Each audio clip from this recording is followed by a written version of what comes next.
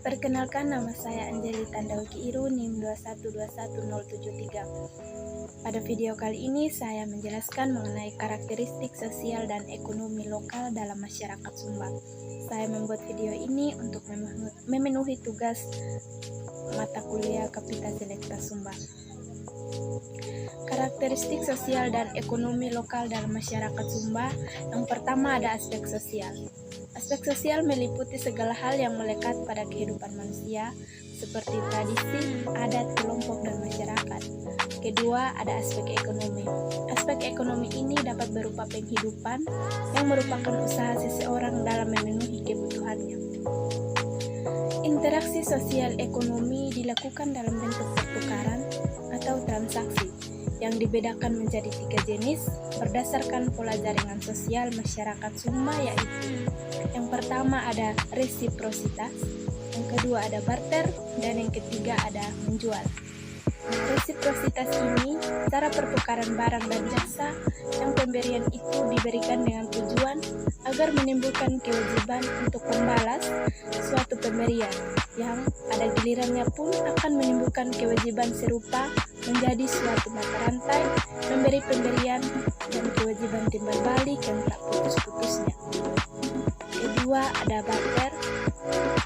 Barter ini merupakan pertukaran objek secara timbal balik tanpa ada sangkut pautnya dengan uang dan sedapat mungkin mengurangi biaya-biaya transaksi sosial, budaya, politik, atau transaksi pribadi. Yang ketiga itu menjual. Transaksi yang bersifat tersendiri dan sebagai tujuan akhir yang terjadi waktu barang atau jasa ditukarkan dengan uang.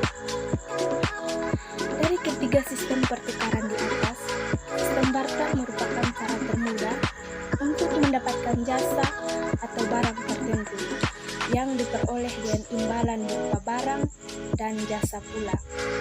Dalam ekonomi ummah, ketiga cara pertukaran itu semuanya dilakukan secara bersamaan.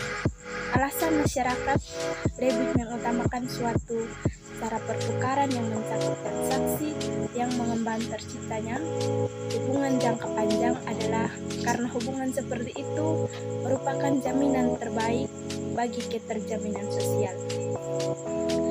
Nah, di Sumba terdapat 3 sistem hukum yang dikenal oleh masyarakat, yaitu yang pertama hukum adat, di mana apabila suatu persengketaan diselesaikan menurut hukum adat, maka secara adat orang akan menunjuk kepada apa yang diajarkan oleh leluhur mereka, para ketua.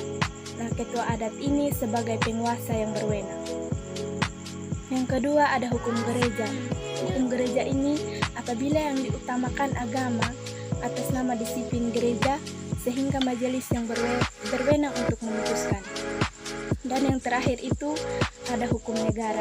Hukum negara ini merupakan persengketaan jika tidak dapat diselesaikan baik secara adat maupun gereja secara memuaskan, maka melalui hukum negara merupakan jalan keluar terakhir untuk menyelesaikan persengketaan tersebut.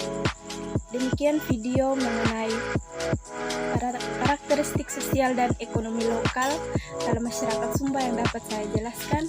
Sekian dan terima kasih.